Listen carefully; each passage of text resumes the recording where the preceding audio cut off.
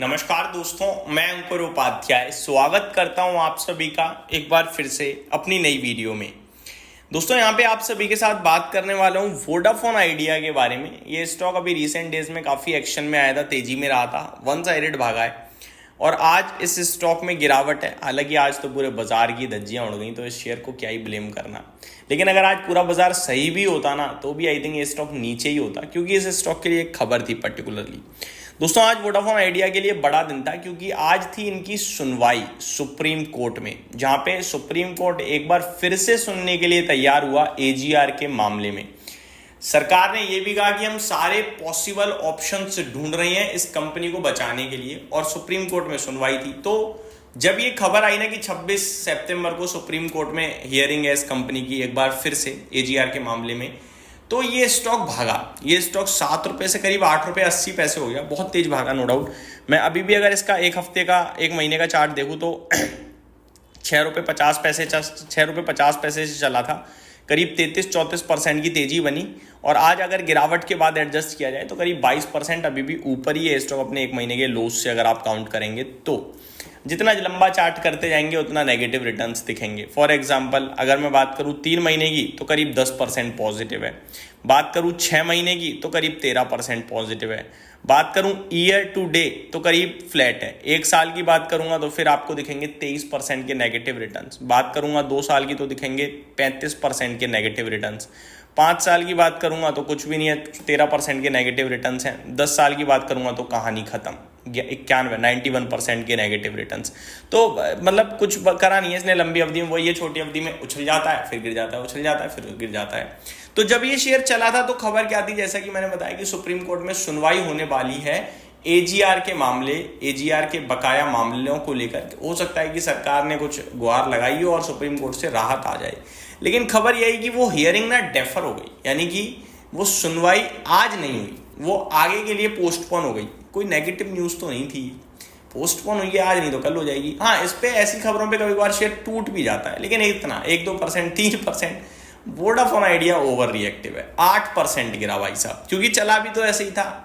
Hearing होनी है, सुनवाई होनी है, शेयर भाग गया 20-22%, आज नहीं हुई तो वो गिर गया 8%। तो 2 खबरें हैं। पहली तो ये कि कुछ ऐसा नेगेटिव नहीं हुआ है आज इस स्टॉक के लिए कि हाँ यार स्टॉक टूटना बनता था।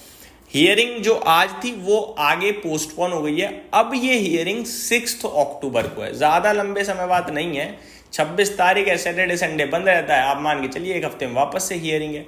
6 अक्टूबर को ये हियरिंग होनी है। तो क्या है डिटेल्स एक बार पढ़ लेते हैं। Vodafone idea share fail over 8% after supreme court deferred hearing on it's AGR plea to October 6. The telecom major had sought quashing of the additional adjusted gross revenue demands for the period until FY27.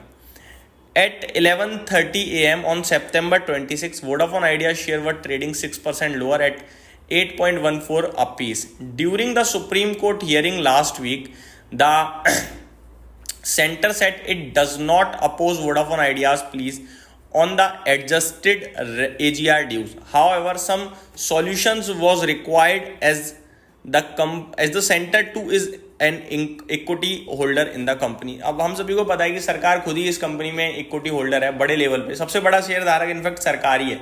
तो सरकार चाहती है literally कि कोई solution आ जाए, बच जाए company, और इसीलिए सुप्रीम कोर्ट में सुनवाई वगैरह थी और इसी के चलते आज ये स्टॉक भी फोकस में था, बट ये स्टॉक गिर गया क्योंकि आज सुनवाई नहीं हुई। देखो दोस्तों 2-3 चीजें हैं। पहली बात, अगर सुनवाई 6 अक्टूबर को हुई और वोडाफोन आइडिया के फेवर में आ गया फैसला, ये स्टॉक भागेगा। कितना भागेगा मुझे नहीं पता, 10%, 20%, 30%, 50% नहीं पता, क्योंकि 8 रुपए का है, 50% चल गया तो 12 रुपए हो जाएगा, ठीक है। और 80,000 करोड़ का मार्केट कैप 1,20,000 करोड़ का हो जाएगा, ठीक है। क्या चीजें सॉल्व हो गई? फिर भी चीजें तो सॉल्व नहीं हुई, क्योंकि इतनी बड़ी इक्विटी है और कंपनी ऑपरेशनल बेसिस पे कैसे कॉम्पीट करेगी अपने पीयर से, ऑपरेशनल बेसिस पे कैसे फंड लाएगी, ये तो अभी भी सवाल वहीं का वहीं खड़ा है। फ्रेश कैपिटल रेज करेगी कहीं ना कहीं से, कैपिटल रेज भी हो जाएगा क्योंकि इक्विटी मार्केट में आने का कैपिटल तो मिल ही जाता है। प्राइवेट इन्वेस्टर तो देंगे नहीं, फिर से या तो सरकार देगी, फिर फ्रेश इशू होगा, या फिर कहीं से खुद थोड़ा बहुत जुटाया जाएगा, थोड़ा बहुत लेकिन ये टेलीकॉम क्षेत्र पैसा मांगता है पानी की तरह, बहुत ज्यादा। आपको टावर लगाना है, लगाओ पैसा बड़ा, तो बिजनेस तो फिर भी कहीं ना कहीं क्वेश्चन मार्क रहेगा। तो मेरा मानना यह है कि ये छोटी मोटी खबरें आती रहती हैं, स्टॉक एक्शन में रहता है, लेकिन एक्चुअली में फंडामेंटल बेसिस पे अगर बात करूं, फाइनेंशियल बेसिस पे, तो वो कहीं से कहीं तक रिलीफ नहीं है। लेकिन एक वही रहेगा कि भाई दो टेलीकॉम प्लेयर नहीं रह सकते हैं, एक खड़ा रहेगा, सरकार की इक्विटी है तो मरने नहीं देंगे, तो हो सकता है घुमाते रहे, हो जाए 20-22 रुपए का दिन और सरकार ही खुद बेच बाच के निकल जाए, तो वो एक अलग केस हो सकता है जिसकी संभावना है मुझे अभी तो नहीं दिख रही है। लेकिन हाँ ये जरूर कहूंगा, किसी के पास है तो टेक्निकली तो अभी पॉजिटिव है तो बने रहो, आप कोई दिक्कत नहीं है। टेक्निकली पहला सपोर्ट 7 रुपये 70 पैसे का निकल रहा है, दूसरा 7 रुपये 35 पैसे का निकल रहा है। ये 2-3 सपोर्ट लेवल्स दिख रहे हैं, इससे ज़्यादा तो कुछ है नहीं मेरे पास इस स्टॉक में कहने सुनने के लिए। यही समाप्त करता हूँ इस वीडियो को, उम्मीद करता हूँ डिटेल्स पसंद आई होंगी। Thank you so much for watching this video, have a great day guys.